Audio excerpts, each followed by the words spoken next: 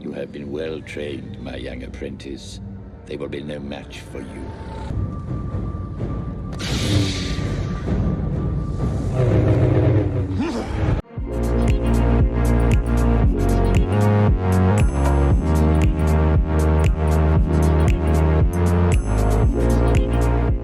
What's up, Star Wars fans? My name is Prince, and I'm an urban acolyte. So in 2019, I'm going to be stepping up the Real Life Jedi series big time because I want to help y'all take those next steps towards becoming the hero of your own story, which is the real mission of this channel. All the Star Wars news, speculations, and discussions are fun, but this is where the real urban acolyte stuff goes down. So let's get into it. This is a Real Life Jedi video with a twist because this is going to be the Sith edition. This video, we're going to talk about how to become like Darth Maul. And I'm going to drop a lot of information on you guys. And there's a free gift at the end of the video if you want to put this stuff into practice. So I did a video like 2 years ago about how to train like a Sith, but I'm about to get a whole lot deeper in this video. And I'm going to give you some actionable things to really help you reach that goal to become like Darth Maul or a Sith Shadow, a ninja assassin in the real world, just minus the crazy force powers. But anyway, enough with the introduction stuff. Let's jump into it. First, we're going to talk about Maul and his training. So Maul is a Zabrak born on Dathomir into the Night Brothers clan. His mother is actually Mother Talzin, who was kind of a Force priestess who practiced the shaman magic that was part of the religion there on Dathomir. I'm not sure if Maul was actually strong with the Force or if his mother imbued him with Force abilities using Night Sister magic, the way she did with his brother Savage, but I'm gonna go with Maul was Force sensitive, and he also had some knowledge of the shaman magic because of his mother. Darth Sidious broke from the Sith tradition of taking on an apprentice who was nearing adulthood or already an adult, and he basically trained Maul from adolescence to become his apprentice. At the time, Sidious fully intended to carry out his plans to rule the galaxy and unlock the full potential of the dark side of the Force, with Maul at his side as his apprentice. Originally, we assumed that Maul was only intended to be a weapon that Sidious would use to strike against the Jedi and any other opponents, but this appears to not be the case. A young Maul was consumed with thoughts of seeking revenge against the Jedi and his own personal bloodlust, but it appears that Sidious attempted to teach Maul to be patient, to work from the shadows, and to play the long game in order to fulfill the goals that Darth Bane set for the Sith 1,000 years before. What we later saw is that Maul finally did learn those lessons and put those things into practice when he became an underworld boss as the head of Crimson Dawn.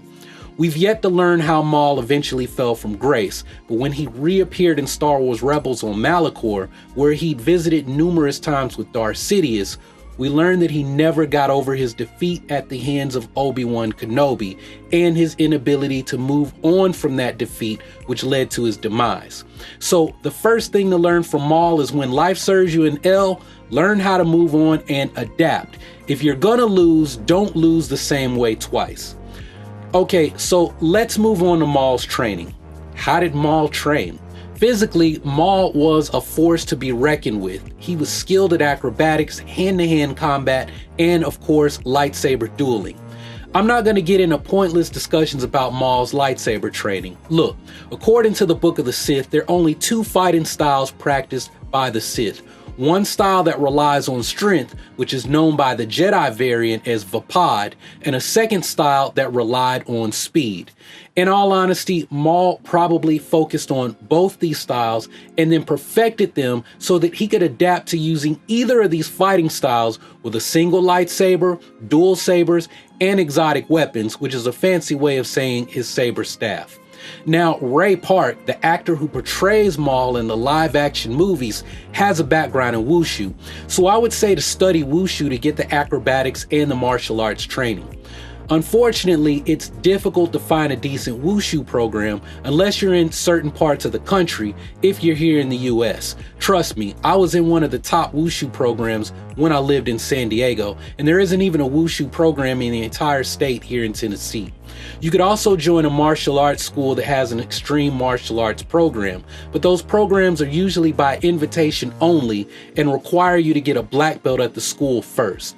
The final option is to take up tricking. If you have the athleticism, I would go with this option. There's some great tricking channels on YouTube that can help you get started, and some of those channels will help you find distance coaches to really help you progress. As for the martial arts that I would recommend, I'm not going to give you a ton of options. The Sith are concerned with efficiency and getting really good at a few things. I would stick with a Malay art, specifically Pencak Silat. This is the martial art you see in the Raid movies with Iko Uwais and his crew. Ironically, the Raid crew are actually in Star Wars. They were in The Force Awakens as Kanji Club. The reason I say to study Pencak Silat has an even better reason, and that's because many people feel that Silat is the real-world equivalent of Teras Kasi, a martial art that exists in Star Wars. Teras Kasi was officially made canon in the Han Solo movie. It's the fighting style used by Kira and Dryden Voss, and the assumption is that Maul taught them Teras Kasi.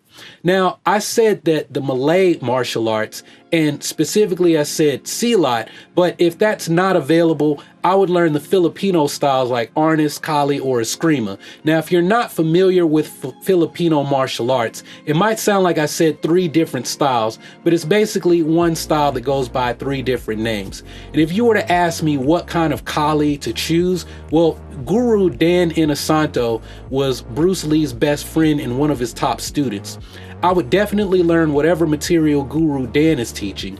Besides, some of his students are some of the top fight choreographers in Hollywood. So who knows, you could mess around and end up being the next Darth Maul type character for real in a movie. But I would also look for a single stick style of Kali like Balintawa Kali.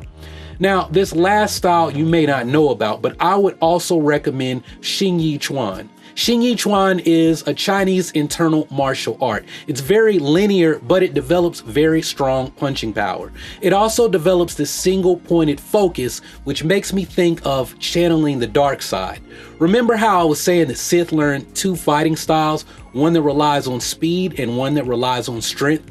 Think of the training in Xing Yi Chuan as channeling the force for strength in fighting.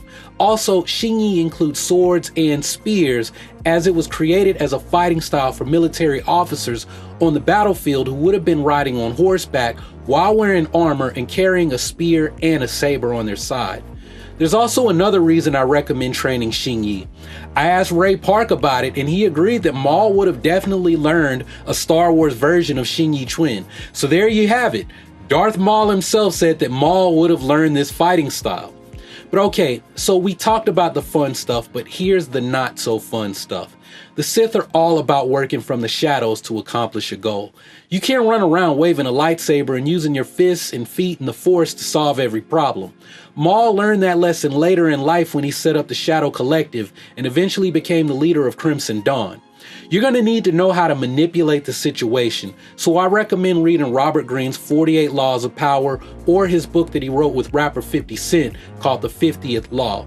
There's some other books that I mentioned in the video I posted years ago, but look, do you want to sit around somewhere reading a bunch of books about the same topic, or do you actually want to put this stuff into practice? If you want to read a bunch of books, hey, that's cool, but there's no point in hoarding information that you're never going to use. Think about it. Okay, so I've talked about the fighting aspect and the mental aspect, but now I want to talk to y'all about how to actually become like Maul. What I'm talking about is how to really train your body and your mind to become a Sith Shadow or a ninja assassin. So for this, I looked at the actual training someone used to literally become a ninja assassin. And that was the training that Korean boy band singer Rain did to prepare for his role as Rizzo in the movie Ninja Assassin. So first off, Rain was trained by the guys at 8711 Action Team who were behind the John Wick movies. Within a few months of intense physical training and about 6 hours a day of weapons and martial arts training, they turned this dude into a ripped ninja fighting machine that had people thinking this dude could potentially be the next Bruce Lee. Now, I'm pointing to Rain's training because it was very efficient. That's what we've been really looking at with this whole thing of becoming like Maul. There's a million ways to accomplish that goal, but I'm focused on what's the most efficient. Train Sealot and Xing Yi for the Sith fighting styles. Read one of these 2 books from Robert Greene to understand the mindset of a Sith in Bane's order, and train like someone who actually became a ninja assassin. Why reinvent the wheel is what I'm saying. So Rain's training consisted of obviously a lot of martial arts training. He ate simple and he trained his body primarily using bodyweight exercises and the Russian kettlebell. The Russian kettlebell is a great tool because you don't need many kettlebells to get a great workout. You can develop explosive, lean muscle that will help you get that ripped, chiseled physique that Rain had in the movie, or like Brad Pitt had in Fight Club, or like Ryan Reynolds has in, well, everything.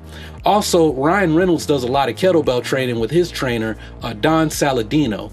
Now, I mentioned Rain's diet. He basically ate salmon, eggs, and nuts for every meal on his training day. On the days that he was on set, he had a little bit of freedom with his diet. Now, going back to Maul, well, Maul's species is Zabrak. Zabraks are carnivorous, so you would probably want to be on a high protein diet. I'm not advocating for a keto diet or a carnivorous diet because if you're doing all this kettlebell and martial arts training, you're not going to have the energy to handle the training. So we've talked about getting in the right mindset, the martial arts aspect, and the physical training. The only thing left is how to train the mind. So a Sith is very much in the body and focused on power. I'm hesitant to talk on Sith meditation. I said that in the other video that someone who would want to do this probably has some kind of mental issues. I got some people in their feelings about that statement, but it's like this. If you don't know anything about these different kinds of meditation and how they can affect your mind and your body, look, man, your opinion doesn't matter. It's like a kid who's asking for something, but they don't really know what they're asking for. And I'll say this, if you know about Kundalini practices, a Sith would focus on their earth and fire chakras.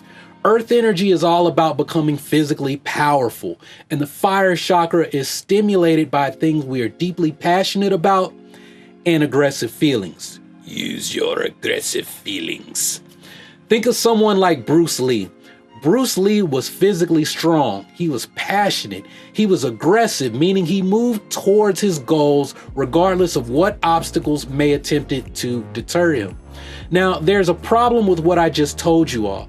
People who focus on their lower centers and stay there become charismatic, but they literally become like a Sith Lord. Their power ultimately is an illusion, and they reach a point where their biggest fear is losing their power.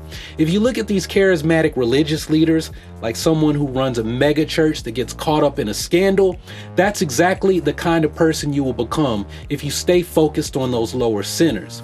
There's stories of people who became miracle workers from being able to manipulate those lower centers and eventually being able to manipulate other people. And this has nothing to do with what you might think of as spiritual development. Spiritual development has nothing to do with morality. It's just learning to alter the body and mind in ways that right now our science hasn't learned how to measure. Now, if you walk this particular path and only this path, well, all I'm saying is look at how things ended for Maul. Don't say I didn't warn you. But hey, this is all entertainment. To be honest, you can train like Maul with the intentions of moving beyond that. Or maybe you just want the physical attributes of what Maul represents. If that's what you're looking to do, I'd love to help you. So all this stuff I've been talking about in this video, I want to help you put into action. I've created a guide where I lay out a program for all the things I mentioned in this video. Call it How to Train Like Darth Maul. It's completely free as my gift to you as part of the Urban Acolyte community. And the only thing I ask is that you share this video and click on the link below to get your free guide. Anyway, I dropped a lot of information on y'all, so I'd like to hear from you. What's your favorite thing about Darth Maul? Also, what was your favorite Maul? Was it Maul in The Phantom Menace? Maul in the Clone Wars, Maul in Solo, or Maul in Star Wars Rebels. So let me know your thoughts down below, and I'll be checking back to see what you all have to say. If you haven't subscribed already, go ahead and click that subscribe button so that you can take your first steps towards becoming an urban acolyte. Embark on the journey of becoming the hero of your own story and become a force for change in your community. Make sure to enable notifications and follow me on Facebook, Twitter, and Instagram so you'll know when I'm going live with Star Wars chats. And if you're interested in getting deeper into this real-life Jedi Maul training, hit up my link so you can get your free training manual today. Well, that's all I got for this video, so thanks for watching. Y'all keep on breathing, and may the force of others be with you, always.